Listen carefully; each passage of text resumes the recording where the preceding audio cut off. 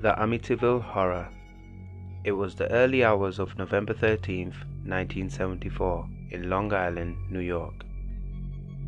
The Amityville house was a gruesome crime scene, as Ronald DeFeo Jr. killed his parents and four of his siblings as they slept. He said that the voices in his head urged him to kill.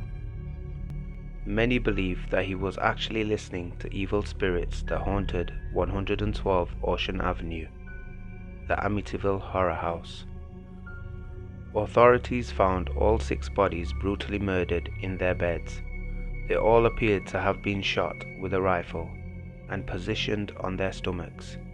Ronald DeFeo Jr. confessed to gunning his family down. He was sentenced to life in prison. 1 year later, the Amityville Horror began. George and Kathy Lutz, the Lutz family, purchased the house for the bargain price of $80,000. Just after 28 days of moving in, they were forced to flee.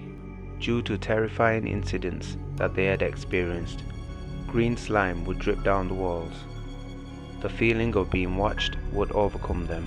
Kathy Lutz would occasionally levitate while in bed. George would wake up at 3:15 a.m. each night. This was the exact time that the DeFeo family were brutally murdered by Ronald DeFeo Jr. Doors would open and close on their own. Untraceable creepy sounds were heard all around the house.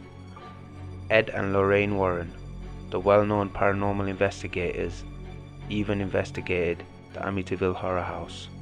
Many people believe the Amityville Horror to be a hoax.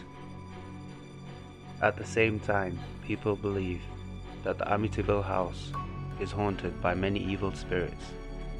Regardless of this, the Amityville Horror House today sits as a tourist attraction, as many flock to see it. That's the story of the Amityville Horror. Thank you for watching. See you in the next one.